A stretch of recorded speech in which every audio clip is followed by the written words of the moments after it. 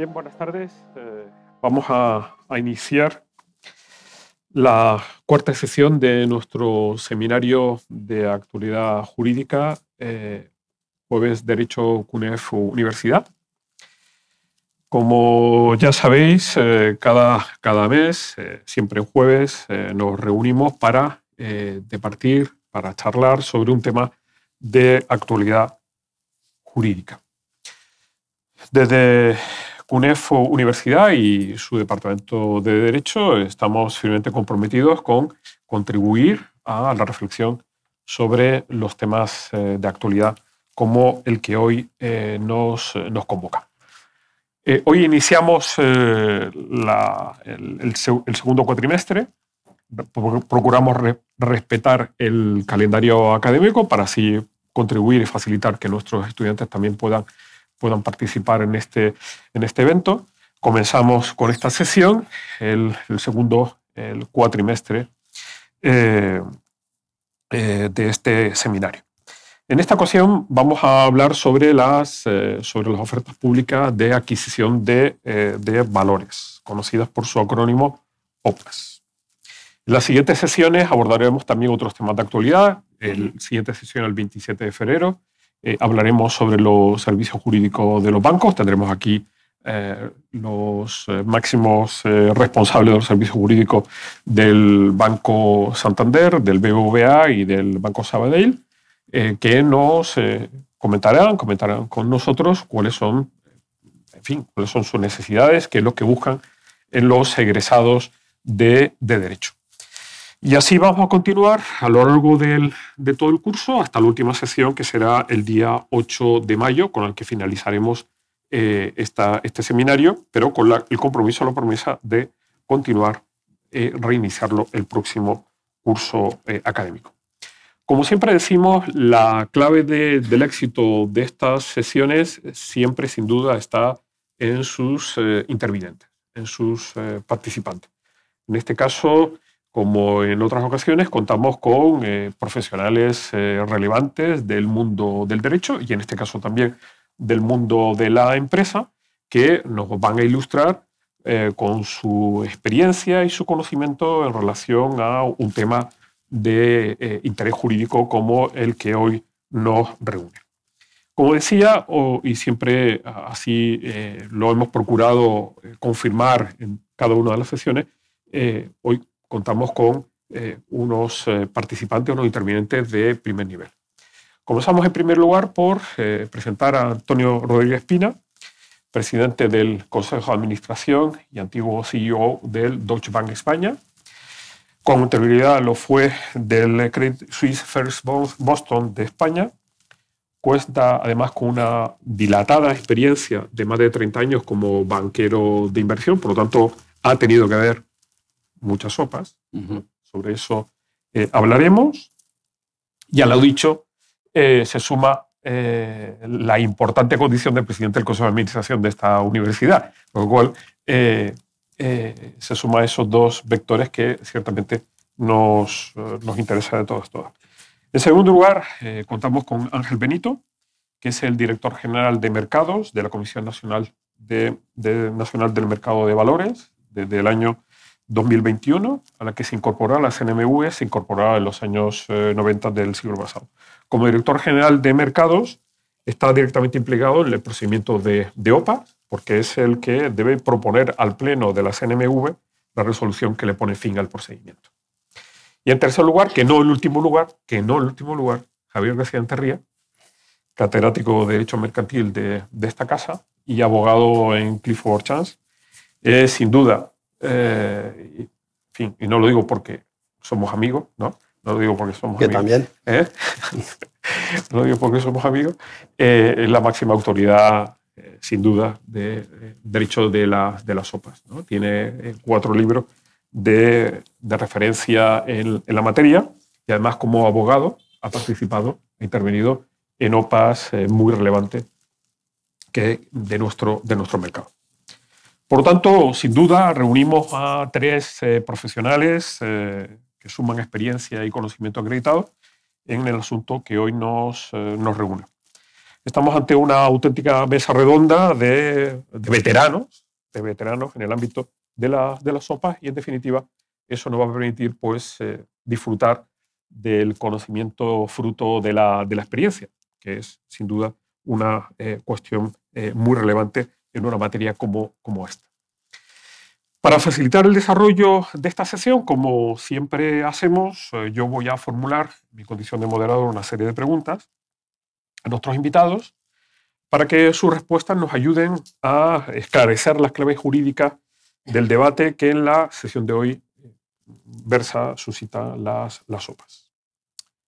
No obstante, antes de continuar, me gustaría formular una aclaración, un disclaimer tan propio del mundo de los negocios, que en este caso es particularmente obligado y necesario.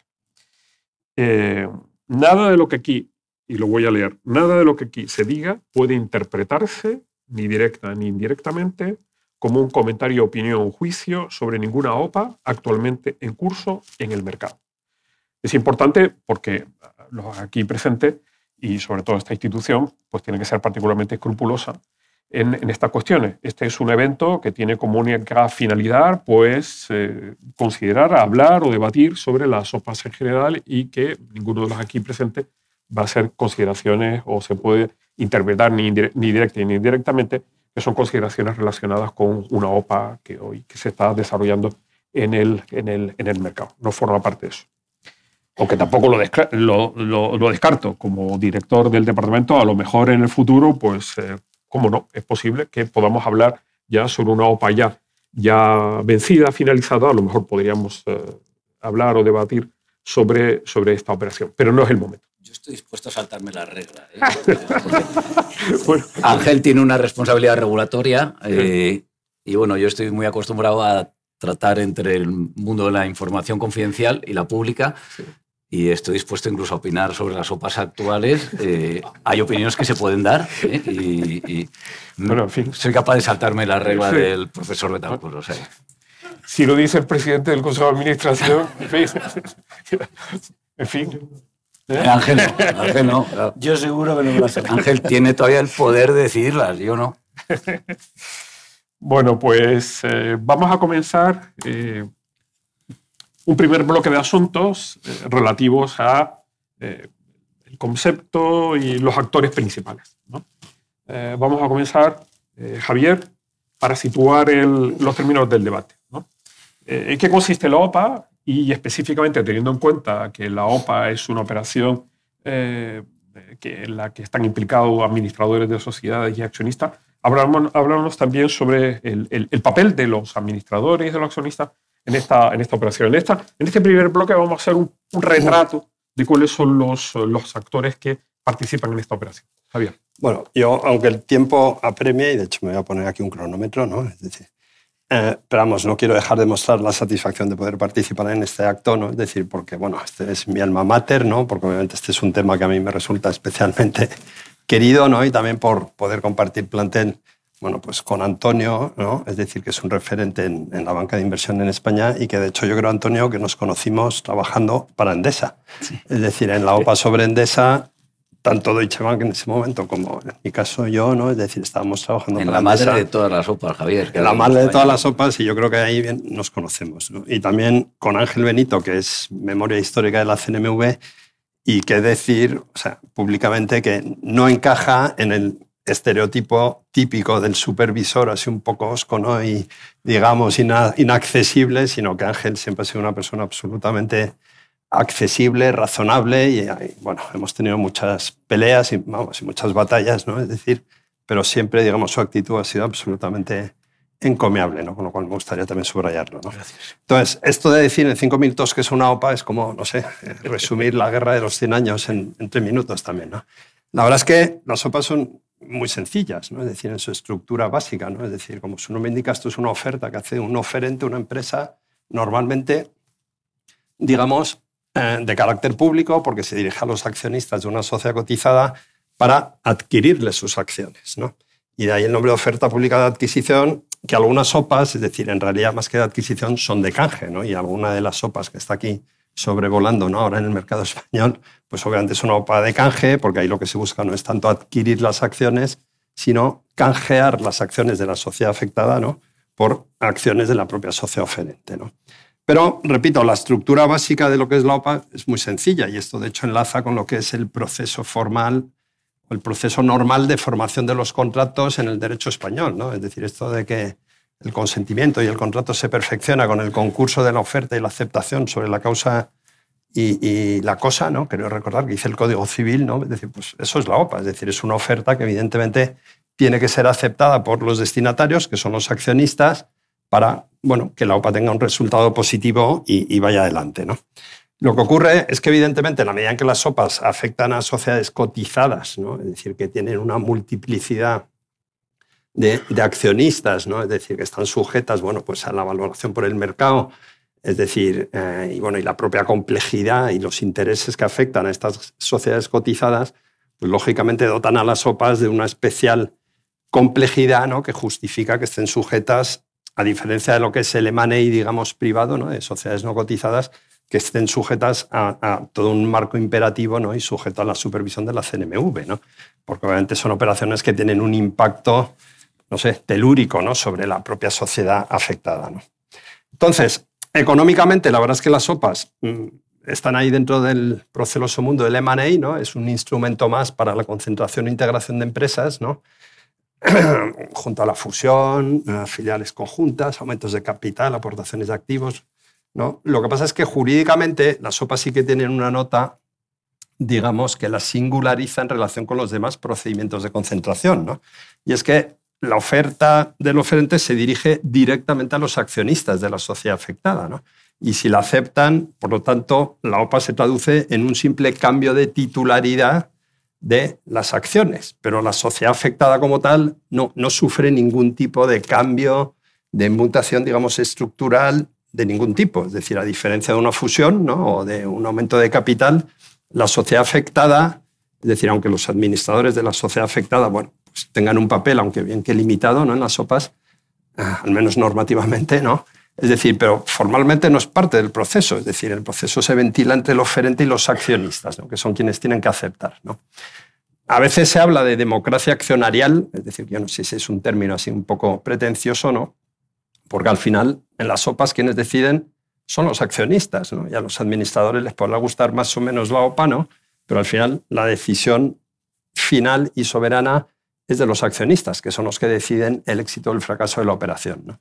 Y entonces, esta nota que solo existe desde el punto de vista jurídico en las OPAs, ¿no?, porque uno no se puede fusionar con otra empresa si otra empresa no quiere, ¿no?, ni puede hacer una operación, yo que sé, de una joint venture conjunta, lo que sea. En cambio, la OPA, es decir, permite, digamos, dirigirse directamente a los accionistas y esto es lo que motiva, bueno, pues esta dualidad que hay de las OPAs, ¿no? Es decir, que seguramente todo el mundo conoce de las OPAs hostiles, ¿no?, vulgarmente conocidas como ostiopas, ¿no?, con perdón del término, ¿no?, que son aquellas que se formulan sin el consentimiento o la aprobación de los administradores de la sociedad afectada, que suelen ser la minoría y la gran mayoría suelen ser operaciones amistosas o negociadas, ¿no?, cuando el procedimiento de alguna forma se lleva con el acuerdo de las dos sociedades, ¿no?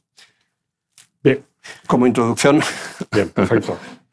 Queda planteado, digamos, las líneas maestras de esta operación, una operación de mercado, una operación, por lo tanto, mercantil, una operación de adquisición de valores, y aquí entramos directamente en relación con el papel de la banca de inversión, a la que nos referiremos más adelante. Es una operación de toma de control, por lo tanto, en fin, una sociedad pasa o tiene intención de controlar a otra, y es una operación que está regulada por el derecho e intervenida por la administración pública, el papel aquí de la administración pública. Vamos a seguir avanzando en el papel de los otros actores. Antonio, el papel de la banca de inversión. Bueno, el papel de la banca de inversión y prácticamente en todas las OPAs aparecen bancos de inversión. La función fundamental de la banca de inversión es ayudar a que las cosas pasen, con mayor o menor valor añadido, mayor o menor éxito, pero cuando una empresa que quiere lanzar una oferta de adquisición por otra o una empresa recibe una oferta de otra, normalmente se contratan bancos de inversión. ¿Qué ¿Qué hacen los bancos de inversión? La primera cosa que tiene que hacer el banco de inversión es asesorar a su cliente honestamente sobre si conviene o no hacer la operación. Esto es un tema muy interesante, pero claro, una OPA normalmente es algo muy rentable para un banco de inversión. Cuando se pone en marcha una OPA, empieza funciones de asesoramiento, empiezan funciones de financiación, cómo se va a financiar esto, operaciones de mercado de capitales típicamente, igual hay que ampliar capital en la empresa ofertante porque hace falta más capital, hará falta ver si se financia con deuda y como los bancos todas estas cosas las organizan, las venden. Hay un conflicto que sufrimos siempre y que apela a la ética de los bancos, que es si esa oferta es buena o no para el que la plantea. Es decir, estas ofertas normalmente no se plantean frívolamente, se estudian durante semanas, durante meses y típicamente se consulta previamente al banco de inversión. Si yo hago esto, ¿va a generar valor para mis accionistas o no? ¿Cómo va a reaccionar el mercado? En base a la experiencia que tenéis los bancos de inversión, porque una empresa, por grande que sea, típicamente no hace una OPA cada año, ni cada 2, y a veces hace una en su vida. Entonces, los bancos de inversión tienen equipos que están trabajando en esto permanentemente y usan la experiencia adquirida por los bancos para intentar extrapolarlo a su situación concreta. Como digo, una cosa fundamental y que para mí es importantísimo siempre que hemos afrontado una situación de estas es seamos honestos en decir al cliente nuestra opinión sobre si esto es una buena operación o no. Eso recuerdo una campaña cuando todavía se leía la prensa en papel y existían todavía los grandes periódicos económicos, el Wall Street Journal, el Financial Times, todo el mundo los leía en papel. Los bancos de inversión, una vez al año, anunciaban en una página entera con lo que se llamaban los tombstones, los recuadritos, cuáles eran las operaciones más importantes que habían hecho ese año, sus OPAs, sus fusiones, las ampliaciones de capital. Recuerdo un anuncio que tuvo mucho impacto, que a mí me gustó mucho porque yo era un firme defensor de esta teoría de que hay que ser honestos en el asesoramiento. JP Morgan publicó un tombstone vacío en el que no había ninguna operación. Dice, de lo que más orgullosos estamos este año es de todas las operaciones que querían hacer nuestros clientes y les recomendamos que no las hicieran, ¿no? Porque, bueno, cuando un banco recomienda a un cliente que no haga una operación, pierde dinero, ¿no? Entonces, como digo, los bancos, luego tendremos un poco más ocasión de elaborar, lo que tenemos que conseguir es, primero, evaluar si la operación es buena o no. Los bancos tienen, aparte de sus departamentos de financiación, los bancos de inversión tienen departamentos de asesoramiento, que conocen el universo competitivo, que conocen el tamaño ideal, que conocen la capacidad de obtener sinergias en un mercado doméstico o en un mercado internacional, porque tenemos organizaciones globales.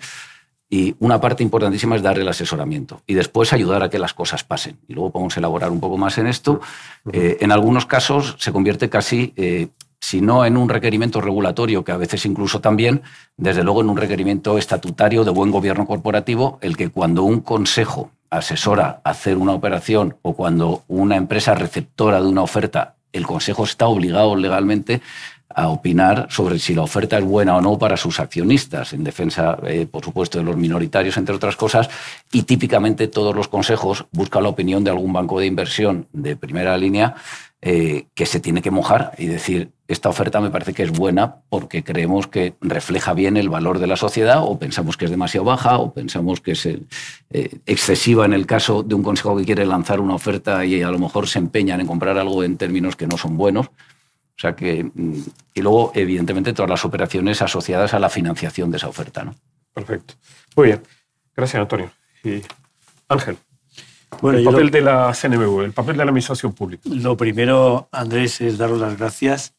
Dar las gracias a CUNEF por la invitación a la CNMV y a mí personalmente a este panel, a esta jornada de OPAs. Y la verdad es que un placer porque estoy entre auténticos caballeros, tanto Javier como Antonio, por supuesto Andrés, pero las relaciones que hemos tenido desde el punto de vista profesional con Javier, con Antonio, han sido siempre con un respeto absoluto a la institución y eso la verdad es que me gustaría reconocerlo. El papel de la CNMV en las OPAs, pues la verdad es que es, y aquí hay un típico tópico de la que establece la ley de mercado de valores respecto a la CNMV, pues 3 pilares, ¿no? Transparencia, la formación de los precios y sobre todo la protección del inversor. En una OPA, ¿cómo conseguimos estos 3 pilares? Pues la verdad es que el primero es que la información que contiene el folleto informativo de la OPA sea el suficiente y el necesario para que cualquier inversor pues, pueda tomar sus decisiones, ¿no? La libre formación de los precios, yo en la OPA las dirigiría en el que el precio en algunas operaciones está supervisado por la CNMV. Hay varias OPAs, antes comentaba Javier, la OPA de canje. Hay varias OPAs en las que la CNMV tiene necesariamente que aprobar el precio, por ejemplo, las OPAs de exclusión o aquellas OPAs en las que el oferente considera que se puede acoger una de las excepciones de la exclusión y presenta un informe de valoración. Estas quizás son de las más problemáticas en cuanto a que la CNMV tiene que autorizar el precio, una OPA voluntaria, la CNMV no autoriza el precio, pero en aquellas OPAs que la entidad considera que la OPA tiene que ser a precio equitativo, la CNMV tiene que aprobar el precio. Y la verdad es que últimamente la mayoría de las OPAs están todas judicializadas. Ahora hay especialistas expertos en que cualquier OPA que se aprueba por parte de la CNMV en el que se autoriza el precio, automáticamente termina en los tribunales. Por tanto, hay un riesgo evidente, sobre todo en las OPAs con precio equitativo. Luego están las OPAs de exclusión, que también tiene que haber precio equitativo. Y luego lo que hay, también hay un tema importante, es que a veces, habiendo una OPA, hay alguien que quiere hacer una oferta sin presentar una OPA. Y la CNMV la verdad es que se lo lleva absolutamente a rajatabla y las OPAs tienen que entrar todas por el carril de las OPAs. Y luego, por último, un aspecto relacionado con las OPAs es el posible uso de información privilegiada que hay en las OPAs. Y la CNMV, las OPAs, cuando hay cualquier operación de estas características, revisa todos los movimientos y en algunos casos, a veces más de los deseados, pues se ve que ha habido un uso no consentido de información privilegiada. Muy bien. Muchísimas gracias. Bueno, hemos terminado esta exposición de los grandes actores y ahora pasamos al segundo bloque, que es el de los problemas. Las OPAs no son operaciones ni simples ni mucho menos pacíficas, ¿no? Normalmente, o para ser más exacto, en muchos casos se presentan como agresivas, ¿no? Se presentan incluso como operaciones hostiles, ¿no? Porque un oferente pretende tomar el control de otra sociedad, que sería la sociedad afectada, que usualmente se resiste. Ahora bien, no podemos perder de vista, y aquí se ha puesto manifiesto, que estamos hablando de una operación de mercado. Por lo tanto, estamos hablando de una operación en ejercicio de una libertad y que en el fondo es lo que Javier hablaba de la democracia accionarial, ¿no? Término eufemístico, que lo que pretende decir es que en definitiva todo va a depender de qué es lo que decidan en última instancia los accionistas en ejercicio de su libertad y velando exclusivamente por sus intereses. Vayamos al capítulo de los problemas. Comencemos por Javier, ¿no? Desde tu experiencia profesional, ¿cuáles son esos problemas más recurrentes y de más difícil solución e incluso que merecerían algún tipo de cambio regulatorio? Y no me refiero al deber de neutralidad de los administradores, sobre el que hablaremos más adelante. Bueno, problemas hay algunos, de hecho, han sido mencionados por Ángel, lo que son cuestiones recurrentes en las OPAs, ¿no?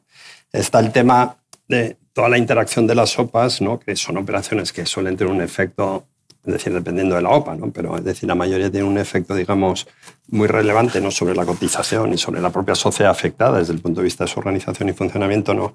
Y la relación entre lo que es el proceso de la OPA y todo el régimen de abuso de mercado, ¿no? Es decir, todo el tema de comunicación de información privilegiada, de que no haya, digamos, pues, posibles aprovechamientos de esa información privilegiada, ¿no? Todo el tema de gestionar las filtraciones, ¿no? Porque la preparación de una OPA generalmente es una operación súper confidencial, pero claro, en la medida en que se involucra pues, a abogados, a bancos de inversión, a auditores, a una agencia de comunicación, ¿no? Es decir, y se va ampliando el círculo de las personas que son conocedoras, ¿no? Y la probabilidad de que haya algún tipo de filtración, ¿no? Y esto, pues obviamente Ángel desde la CNMV sabe mucho. Esta misma mañana, ¿no? Pues tuvo que suspender ahí la cotización de Talgo pues, por unas noticias, ¿no? Es decir, que adelantaban una posible operación, ¿no? Y entonces ese siempre es un tema complicado de gestionar. Hay otros temas también que ahora también están un poco en relación con la OPA esta, ¿no? Que sobrevuela un poco aquí, ¿no? Que es el tema de la coordinación, digamos, de la autorización por parte de la CNMV con todas las demás autorizaciones regulatorias y de competencia, ¿no? Porque lo cierto es que la OPA se supone que tendría que ir relativamente rápido, ¿no? Es decir, porque la sociedad afectada se queda sujeta a esto que los ingleses llaman el principio del asedio del sitio, ¿no? Es decir, como si fuera un fuerte ahí americano rodeado por los indios, ¿no? Y por lo tanto eso puede afectar bueno, a las relaciones comerciales de la sociedad afectada, incertidumbre de sus administradores y directivos, si sale la OPA y les van a poner en la calle, es decir, problemas en relaciones con clientes, con lo cual una OPA debería ir relativamente rápido, ¿no? Pero luego eso a veces choca pues, con que haya autorizaciones regulatorias de competencia, ¿no? Y entonces, bueno, la CNMV, por ejemplo, esto en alguna operación dio lugar, pues me acuerdo de una Vertis, ¿no? Con el Ministerio de Transportes, porque la CNMV sí que quiso autorizar la OPA con cierta celeridad y el Ministerio de Transportes consideraba que tenían que pedir autorización por cambios de control indirectos de determinadas concesiones, ¿no? Entonces, yo creo que ese es un tema que probablemente tenga difícil solución, ¿no? Porque al final las OPAs son operaciones que suelen afectar, obviamente, a empresas de mucho tamaño, ¿no? Y que comprometen muchas cuestiones regulatorias, ¿no? Está el tema de las OPAs competidoras, que también tampoco hay muchas en España, ¿no? Pero que normalmente, es decir, hay experiencias también hay un poco problemáticas, ¿no? Últimamente, pues no sé si conocen el ejemplo de A+, ¿no? Es decir, que yo creo que la CNMV resolvió con muy buen criterio, ¿no? Que la verdad es que es un supuesto que también enlaza con algo que decía Ángel, ¿no? Y que yo, sinceramente, yo creo que la CNMV ahí ejercita muy bien sus labores de supervisión, ¿no? Que es un poco, en muchos supuestos distintos, la tendencia de muchos operadores a tratar de situarse fuera del decreto de OPAs, porque es un carril, digamos, más o menos marcado, ¿no? Es decir, para tratar de ganar cierta libertad y hacer ciertas cosas por fuera, ¿no? Que es lo que a veces se han dado a llamar OPAs virtuales, ¿no? Es decir, que yo procuro situarme fuera del decreto y así, es decir, pues no tengo las restricciones que tendría dentro, ¿no?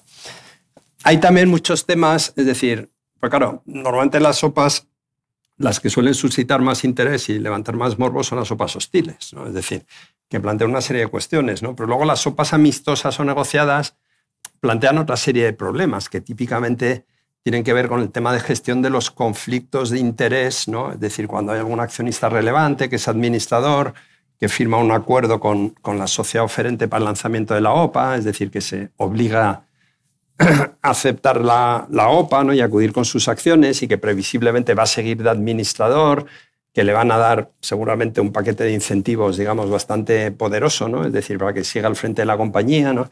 Y entonces, ¿cómo se gestiona todo ese tipo de conflicto de intereses, ¿no? Es decir, pues normalmente también es un tema que a veces es delicado, ¿no? Dentro de los procesos, ¿no?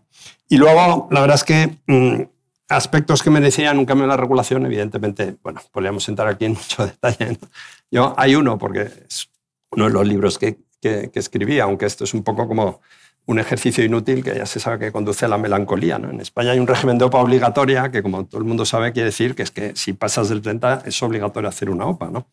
Por eso, por ejemplo, en la operación que se ha comunicado hoy de Talgo, hay un inversor que ha dicho que va a comprar el 29,8, ¿no? Para no pasar del 30, porque a partir del 30 ya tienes que ir a por el 100, ¿no?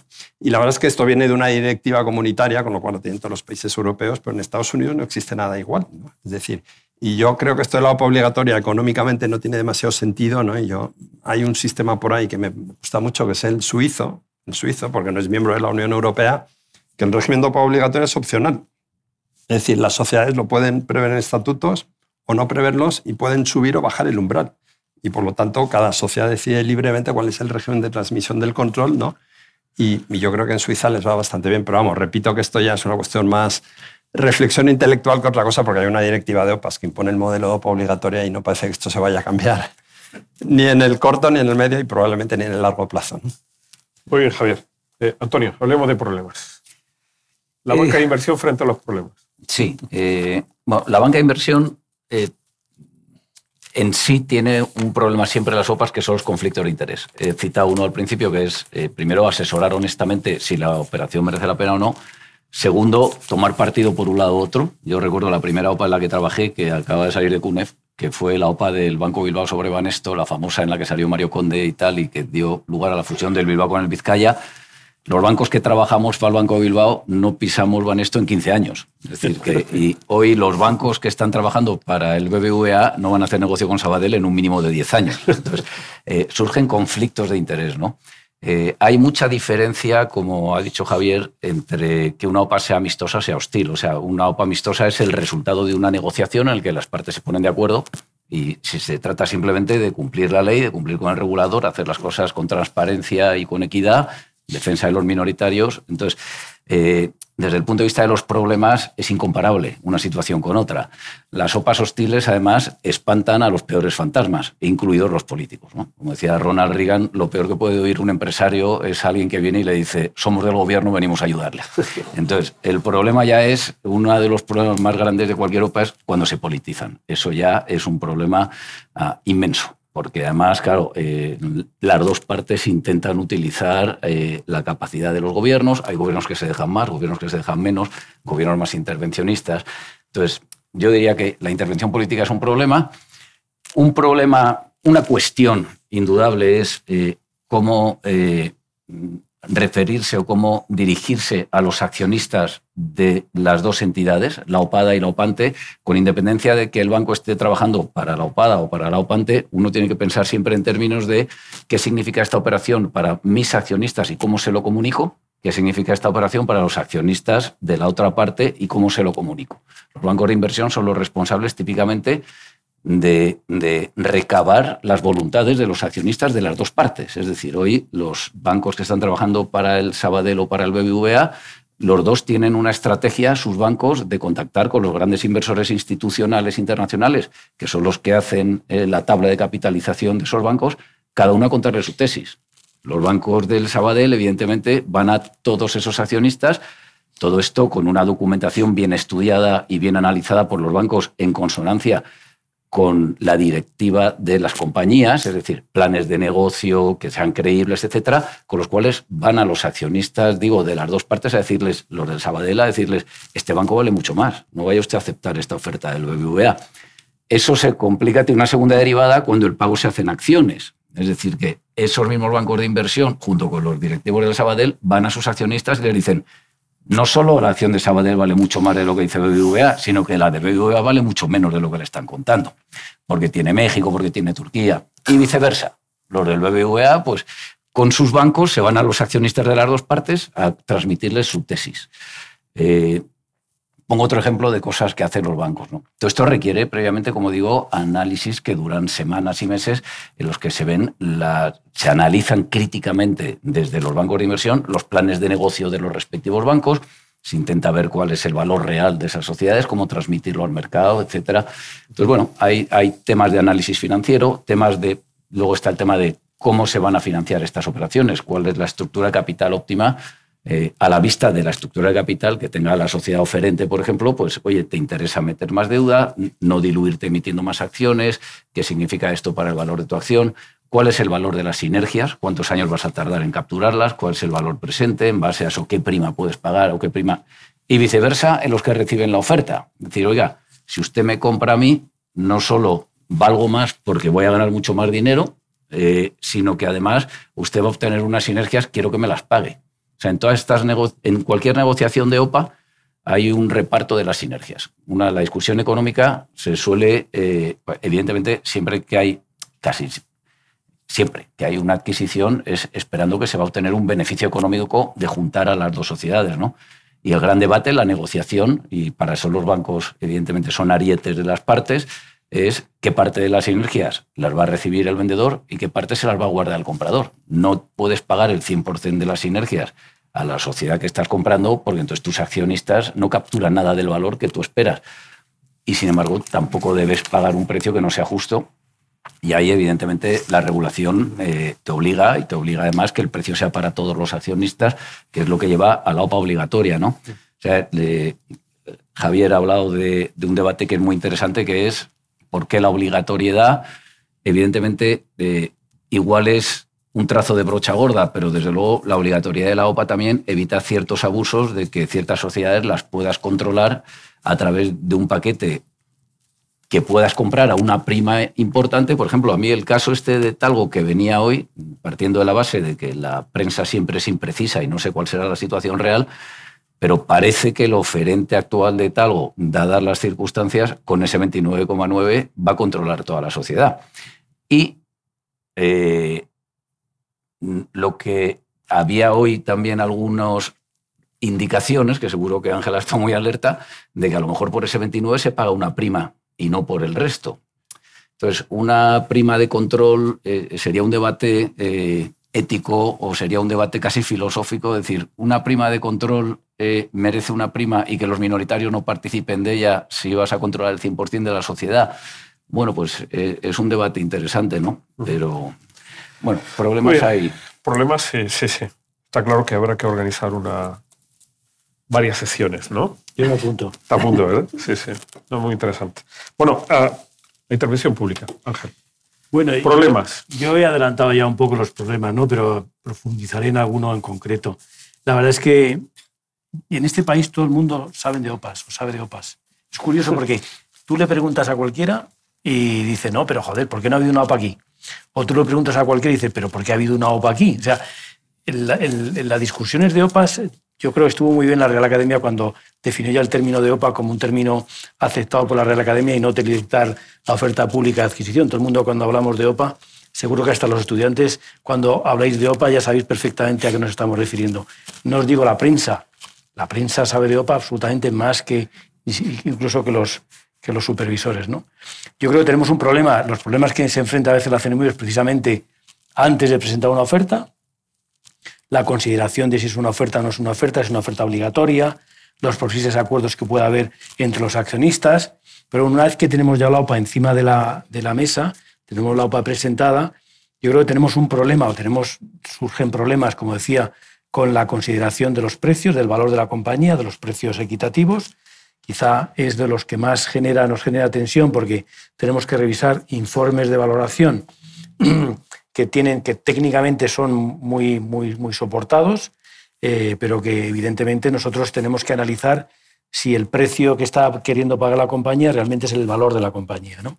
Hay a veces que una compañía ha venido con un informe de valoración, ha considerado que el precio es equitativo y le hemos dicho, mira, el precio no es equitativo porque los criterios del artículo 9 y 10 no se cumplen o porque no has podido tener acceso a la compañía o por múltiples causas y la CNMV ha considerado que ese precio no es equitativo. No significa que la OPA no se pueda llevar a cabo, pero la OPA no sería precio equitativo. Y quizá el mayor problema que tenemos siempre es con las OPAs competidoras. Las OPAs competidoras es una fuente de problemas constantes.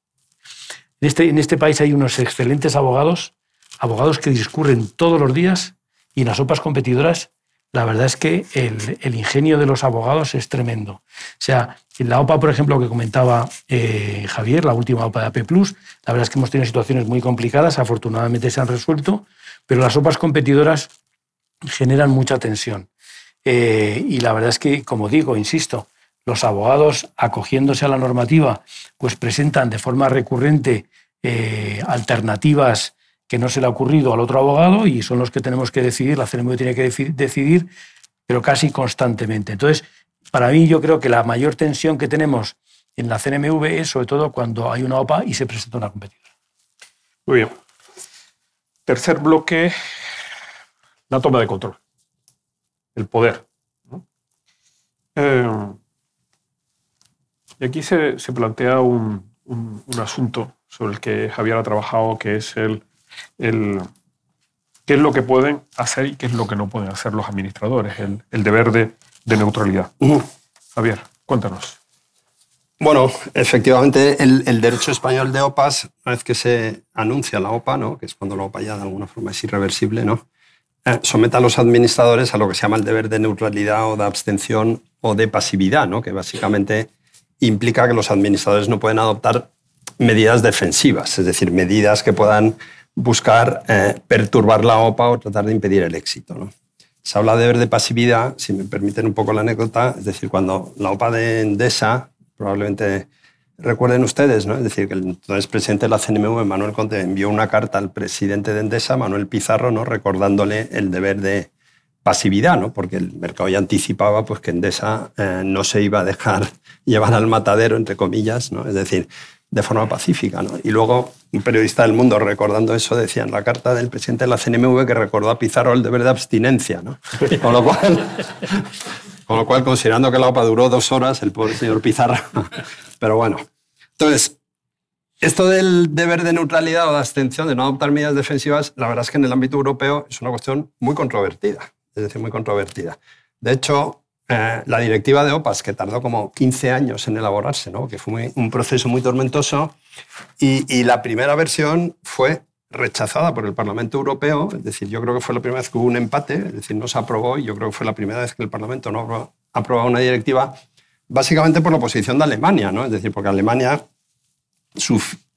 habían sufrido el trauma de la OPA de Vodafone sobre Mannesmann, que fue una OPA hostil, es decir, una OPA, digamos, descomunal, ¿no? Es decir, y que fue hostil, y eso vino un poco a romper, yo qué sé, las aguas tranquilas del mundo empresarial alemán, y a los alemanes esto de las OPAs hostiles lo veían como una cosa ahí del mundo anglosajón, del mundo financiero, ¿no? Y ellos ahí, digamos, con su capitalismo más industrial, pues la verdad es que les provocó ciertos temores, ¿no? Y entonces ellos se opusieron a que la directiva impusiera un deber de pasividad de forma imperativa, ¿no? Y entonces esto al final se salvó haciendo el deber de pasividad opcional para los estados, ¿no? Entonces España sí que impuso, que ya existía antes y mantuvo el deber de pasividad, pero de hecho ha habido estados que en su momento impusieron el deber de pasividad y que luego han dado marcha atrás, ¿no? Por ejemplo, Francia, ¿no?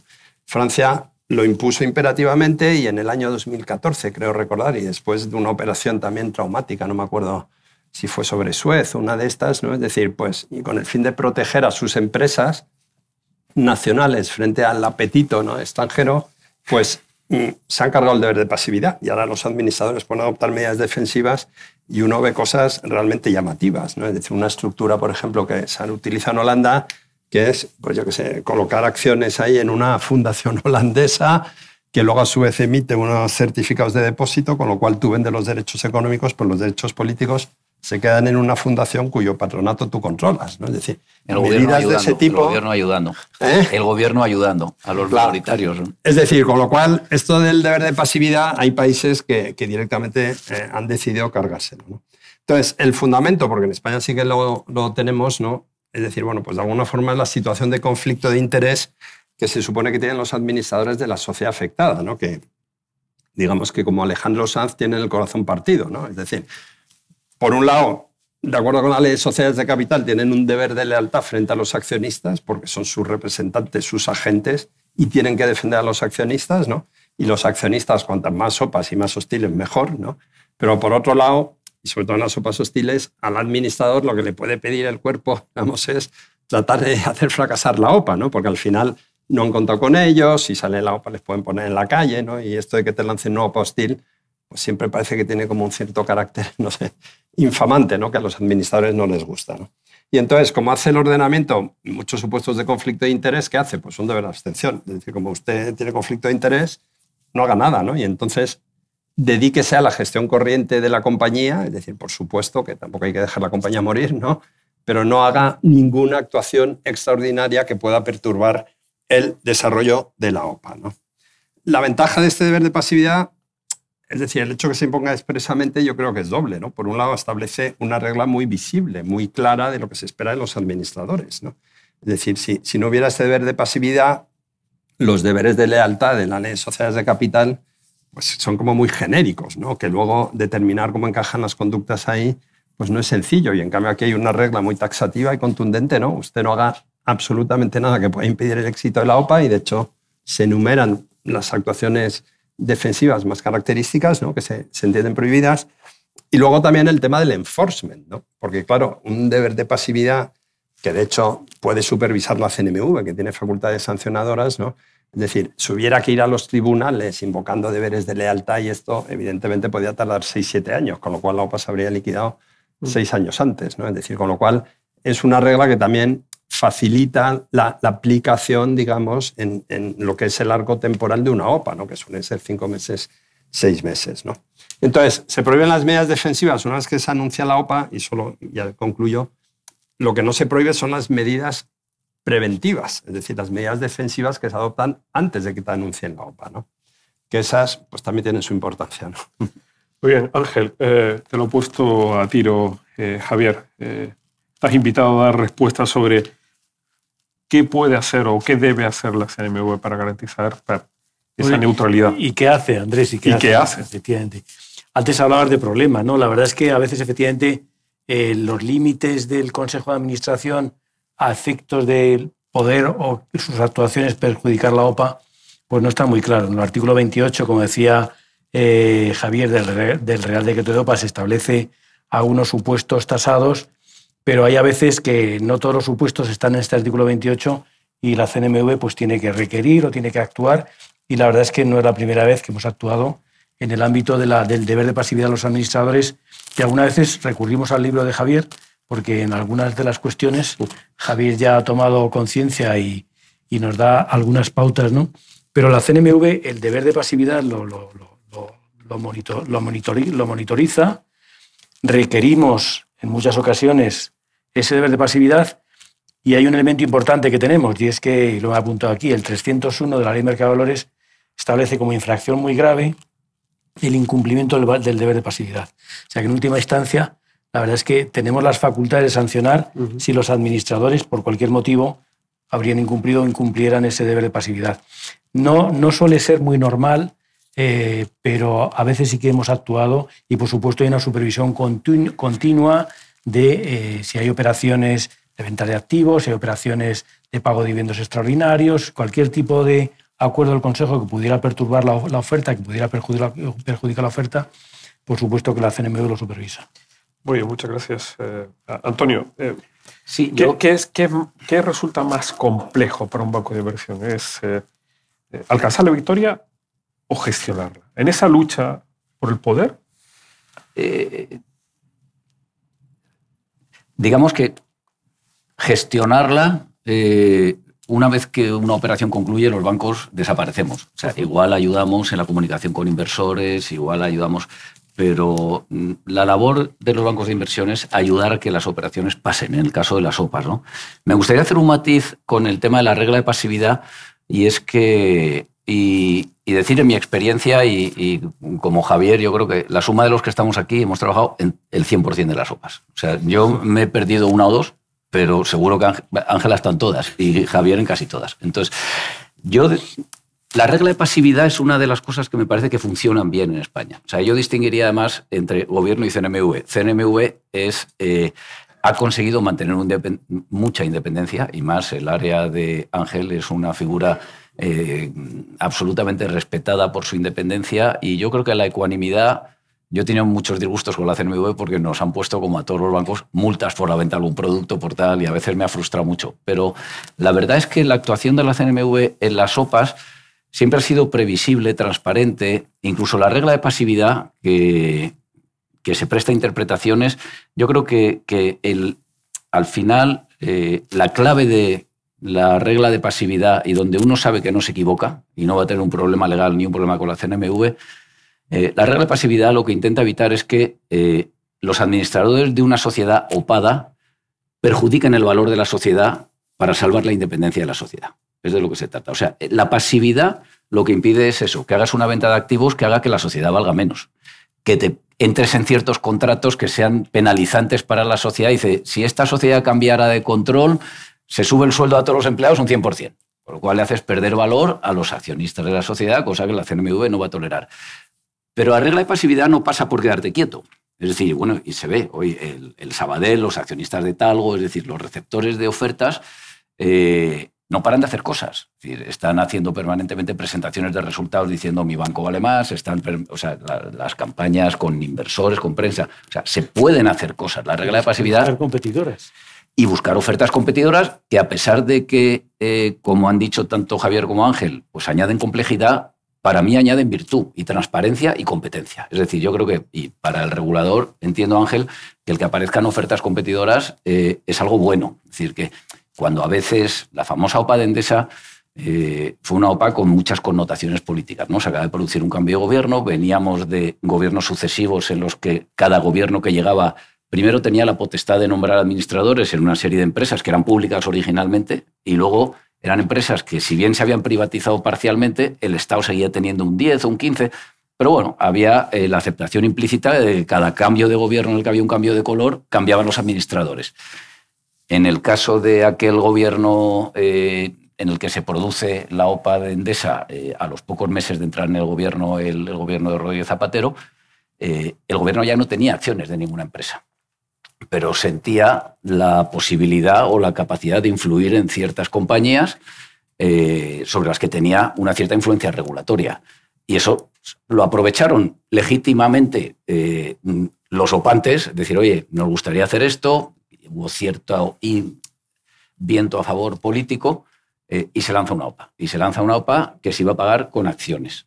Y bueno, y entra todo el debate aquel de si las acciones de una están sobrevaloradas, la de otra no, tal. Y bueno, y se produce un ejercicio muy sano en el que los administradores de Endesa dicen, si nos van a comprar nuestra compañía, que paguen el máximo posible. Es la obligación de los administradores. Los administradores, incluido yo, que no soy el dueño de mi banco ni lo he sido nunca, pues tenemos la responsabilidad de generar valor para nuestros accionistas, cumpliendo la ley, ¿no? Y en el caso de la OPA Endesa, por ejemplo, pues gracias a que aparecieron algunas ofertas competidoras, cosa que costó mucho hacer. O sea, los bancos de inversión, por ejemplo, ahí nuestro trabajo más importante era buscar ofertas competidoras. Lo cual generaba una situación muy conflictiva, porque no había ningún opante posible en España. Claro, de nuevo, un dilema ético-político. Voy a buscar una oferta competidora que va a comprar la principal compañía eléctrica que hay en mi país y la tengo que buscar fuera de España. Sí, pero dentro de la Unión Europea, en la que en teoría estamos en un marco único económico y debería, pues, de hecho, vino E.ON, los alemanes, hicieron una oferta para gran enfado del gobierno de España porque venía un extranjero. Paradójicamente, luego, quien se sacó el gobierno de España de la manga para que hiciera la oferta final para que no lo comprara E.ON fue Enel, que también es una compañía extranjera. Bueno, el resultado de todo aquello... Cuento esto porque todas estas operaciones tienen 1000 ramificaciones, ¿no? Y en mi experiencia no hay que menospreciar la importancia que tiene, la influencia que tiene, el riesgo que tiene y a veces porque enfrentarse a un gobierno es muy complejo. ¿Sí? A mí me ha pasado alguna vez y es muy complicado. Aquí estamos en un foro académico, estoy hablando de una operación de hace 20 años y yo creo que ya ha prescrito. Y insisto, que para mí la CNMV no es parte de ningún gobierno, afortunadamente, y ahí sigue Ángel con unos con otros y aplicando estrictamente una regulación que funciona razonablemente bien. Evidentemente se podría igual refinar en algo, pero a mí me parece que ha funcionado bastante bien. Pues entramos en el último apartado, que es sobre el éxito y el fracaso de la OPA, ¿no? Todo depende del lado que se ocupe en la mesa, porque el tomar el control de la sociedad puede ser un éxito y el otro puede vivirlo como un fracaso. Y si se fracasa la toma de control, el éxito se distribuye de otra manera, ¿no? Y sobre este asunto, comencemos por ti, Javier. Tú y hablemos desde la experiencia, ¿no? Habéis dicho que vosotros, los aquí presentes, habéis participado en casi todas las OPAs que se han ejecutado en el mercado, ¿no? De tu experiencia como abogado, ¿cuál es el papel del abogado en el éxito o en hacer fracasar la OPA? Bueno, la verdad es que hay muchísima diversidad, ¿no?, en materia de OPAs y muchísimas ramificaciones, ¿no?, como decía Antonio, ¿no? Es decir, evidentemente el éxito o fracaso de la OPA depende de muchos factores que generalmente no están vinculados a la labor del abogado, ¿no?, en concreto del precio, ¿no?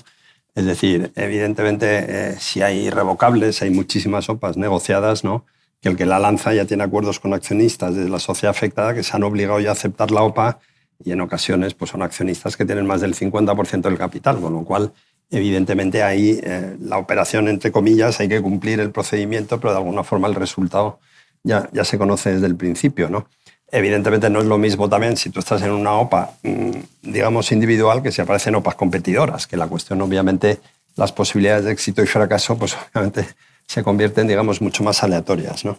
Pero bueno, el papel de los abogados evidentemente sí que es esencial en cualquier OPA, aunque depende mucho de la OPA, ¿no? Es decir, desde luego hay una labor un poco general, ¿no? Es decir, también lo comentaba Antonio antes, es decir, pues bueno, si son clientes extranjeros, ¿no?, es decir, que forman una OPA aquí, que no conocen mucho el marco jurídico español, pero incluso si es una empresa española, no es normal que una empresa haga OPAs todas las semanas o todos los años, ¿no? Es decir, probablemente sea una operación singular en toda su vida, ¿no? Y por lo tanto, el guiarles a lo largo del procedimiento, ¿no? Es decir, y un poco, bueno, pues lo que se espera de ellos, eso es un papel clave, ¿no? Y luego depende mucho el trabajo del abogado, evidentemente. No es lo mismo si es una OPA hostil, ¿no? Es decir, y te toca trabajar pues, con la sociedad afectada, ¿no? Pues, por ejemplo, en Endesa, ¿no? Es decir, pues ahí evidentemente el papel era un poco sin quebrantar el deber de pasividad, ¿no? Es decir, que los administradores de Endesa no tuvieron ningún tipo ni de condena judicial ni de la CNMV, con lo cual lo que pasa es que siempre estaban un poco ahí borderline, ¿no? Es decir, y entonces, bueno, en las OPAs hostiles de alguna forma sí que asesoran al Consejo de lo que pueden hacer, lo que no pueden hacer, los riesgos, ¿no? Es decir, que pueden correr. En las OPAs amistosas el trabajo es completamente distinto porque ahí, evidentemente, bueno, pues está todo el tema, digamos, de los acuerdos que se firman con la sociedad afectada, es decir, desde que empieza el proceso, el acuerdo de confidencialidad, ¿no? Es decir, que el oferente no se compre acciones mientras dura la negociación, que la sociedad afectada no empiece a buscar ahí a otros posibles oferentes mientras se está negociando con el primero, es decir, los contratos de inversión que se firman antes de lanzar la OPA, ¿no? La negociación de los irrevocables con los accionistas, ¿no? Para que se obliguen, digamos, a acudir a la OPA, ¿no? Es decir, es habitual también que determinados accionistas quieran participar en el vehículo que lanza la OPA, ¿no? Es decir, y entonces, bueno, pues eso también son acuerdos que hay que negociar y todo esto, ¿no? Es habitual cuando se lanzan OPAs que, aunque sea una sociedad la que formula la OPA, pero que detrás haya un consorcio de entidades, ¿no? Por ejemplo, 2 private equities, 3 private equities, ¿no? Con lo cual, ahí, si te toca trabajar con el oferente, pues también hay que montar un poco toda esa estructura, ¿no? Porque típicamente está la SLA que formula la OPA, pero por encima hay, o sea, está la BITCO, está la MITCO, está la HOLCO, está, o sea, una estructura de sociedades allá hacia arriba y obviamente si hay varios inversores detrás, pues hay que los acuerdos de socios entre ellos. Si algún accionista de la sociedad afectada se va a incorporar a cualquiera de esas sociedades, pues también un acuerdo de accionista con esos accionistas, ¿no? Lo cual hace que el trabajo de alguna forma sea distinto, ¿no? Y luego está también, que esto es una parte también importante del trabajo, ¿no? Es decir, la financiación de la OPA. Es decir, cuando son OPAs en dinero, ¿no? Lo normal, evidentemente, dado el tamaño de estas operaciones, es que el oferente tenga que recabar financiación típicamente de un sindicato bancario, ¿no? Y eso pues también es un trabajo evidentemente importante, ¿no? Porque además la financiación de OPAs tiene ciertas singularidades, pues claro, tiene que ser una financiación sometida a esto que los ingleses llaman el principio de certain funds, ¿no? Es decir, que el dinero tiene que estar ahí, porque claro, tú lanzas la OPA, si el día que te toca liquidar la OPA, que ha tenido resultado positivo, los bancos resulta que te han resuelto el contrato de financiación o te han invocado ahí no sé qué razón para no darte el dinero, evidentemente tienes un problema, ¿no?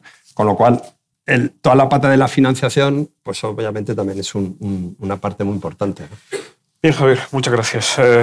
Antonio, ¿el éxito o hacer fracasar la OPA, la estrategia de los bancos de inversión? Se me ha ocurrido, según hablaba Javier y según has formulado la pregunta, Andrés, se me han ocurrido 3 cosas que han pasado durante esta OPA de BBVA sobre Sabadell, que están todas en la prensa, pero que ilustran un poco factores que pueden hacer que una OPA salga bien o mal. Es decir, hubo una de las cosas que se habla y hay mucho debate entre los banqueros que están trabajando en la operación y entre los bancos, etcétera, una famosa carta que salió en la prensa que mandó Carlos Torres en su oferta final, era una carta all you diciendo que el precio no era revisable, que era el último precio que se hacía y tal. Y bueno, pues, eso llevó un fin de semana de bancos de inversión y directiva del BBVA diciendo, ¿mandamos esta carta o no? ¿Qué había pasado? Se filtra la OPA y se tiene que anunciar la OPA porque se había filtrado y en el plazo de 10 días la acción del BBVA cae, la del Sabadell sube hasta el punto de que el mercado lo que está esperando es que BBVA para ganar la oferta va a tener que subir el precio, lo cual cuanto más pague por Sabadell, menos valor va a crear para los accionistas de BBVA. Se asusta a los inversores, va bajando el precio de la acción de BBVA y aquello amenazaba con ser una sangría, porque era una OPA de la que era obvio que Sabadell se iba a defender. Defenderse significa legítimamente, a pesar de la regla de la pasividad, nada te impide a que tú anuncies tus resultados, que digas que vas a tener la capacidad de pagar un buen dividendo, siempre y cuando no descapitalices la sociedad, etcétera, etcétera. Y entonces se manda esa carta. Bueno, pues todavía hay gente que dice, eso fue un error, y hay gente que dice, BBVA hizo lo que tenía que hacer, porque tenía que frenar esa deriva de los precios y siempre le quedará la carta de en el último minuto subir un poco el precio. Es un ejemplo. Otro ejemplo que ha pasado hace 2 semanas, pues como van pasando los meses y van pasando cosas, por ejemplo, el gobierno, en este caso el gobierno actual, hizo unas manifestaciones que ni siquiera califico porque pueden ser legítimas. Es decir, un gobierno y un ministro de Economía puede tener la opinión de que le gustaría que no se reduzca demasiado el número de bancos que pueden prestar servicios a empresas en concreto, ¿no? No hay muchos bancos ya en España que tengan capacidad de trabajar activamente con empresas y prestarles servicios de banca de empresas. Sabadell es un banco muy bueno y otro es BBVA, luego está Santander, la Caixa, y a partir de ahí ya, si las operaciones son grandes, el resto de la banca y las empresas necesitan 3 o 4 bancos típicamente para trabajar. Y bueno, el Ministerio de Economía, sin entrar en valoraciones políticas, pues ha tenido la opinión de que no le gusta la operación. Prefiere que haya más bancos y, de hecho, ha dicho que tiene que autorizar la fusión de los bancos y que, en principio, no la van a autorizar. Bueno, pues eso condiciona muchísimo la OPA y el éxito de la OPA o no éxito. ¿Por qué? Porque la fusión es lo que va a permitir recuperar el valor de las sinergias lo antes posible y, por tanto, es lo que justifica que se pueda pagar una prima. Si no hay fusión, ya cambia todo. Hay que hacer un nuevo cálculo. Otro movimiento está en la prensa, es decir, que todo esto, Pepo Liu, con buena vista, a la vista del olfato que tiene la situación política y con los accionistas de Sabadell, siendo en una gran parte empresarios catalanes, decide hace 2 semanas ser la primera gran empresa catalana que, después del exilio que hubo con el lío del 17 de octubre, que vuelve a llevar su domicilio allí. Bueno, pues todo eso son movimientos tácticos de la OPA. Es decir, esa vuelta a Cataluña, ese generar afección entre los accionistas de Sabadell, entre las empresas que tienen acciones de Sabadell, etcétera, influye en que luego tenga éxito o no la oferta de BBVA. Al final lo que tiene que hacer es convencer a esos accionistas para que vendan. Pues de pronto va a haber algunos que van a decir, oye, mi banco de mi región, el que financiaba mi negocio y tal, prefiero que siga siendo independiente. Yo no voy a ir a la OPA. O sea, pongo ejemplos de cosas que pasan cada día. O sea, aquí están los abogados, todos trabajando. Ángel recibiendo todas estas ideas que, como dice él, son muy creativos, los bancos, los abogados y las compañías, y él se tiene que asegurar de que nadie pisa una raya roja, ¿no? Claro. Ángel, quedas combinado para responder, ¿no? Frente a esta lucha por el poder, el éxito, el fracaso, el papel de la intervención pública es muy complicado, ¿no? La verdad es que yo diría que a la CNMV le da igual el éxito de la oferta.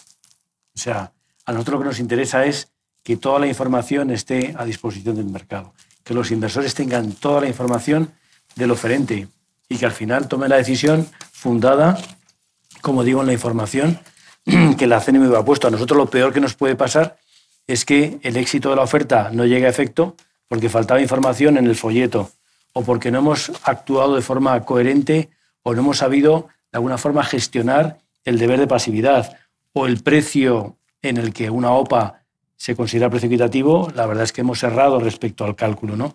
Para nosotros eso es fundamental, pero que luego la OPA tenga un éxito o no, pues la verdad es que no nos afecta ni nos compete.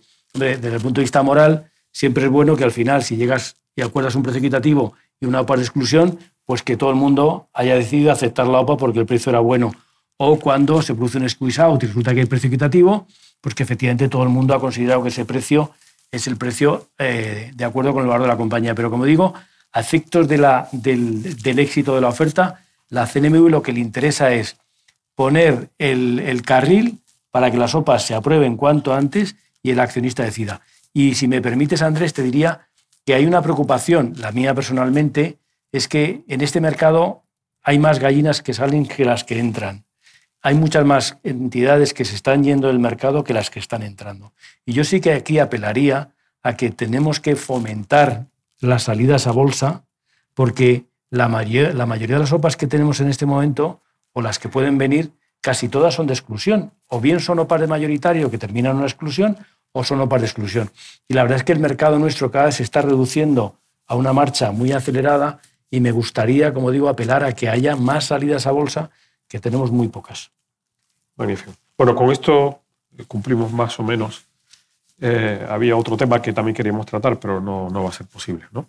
Por tanto, con estas últimas palabras terminamos esta sesión. Esperamos que les haya gustado. Muchas gracias a nuestros ponentes que han demostrado, en fin, no solamente el conocimiento, la experiencia, sino la necesidad de seguir tratando este tema. Y hay un par de ideas que tomar en consideración y organizaremos alguna otra cosa que creo que hay mucho que decir, sobre todo esto de la reducción del mercado, es ciertamente preocupante.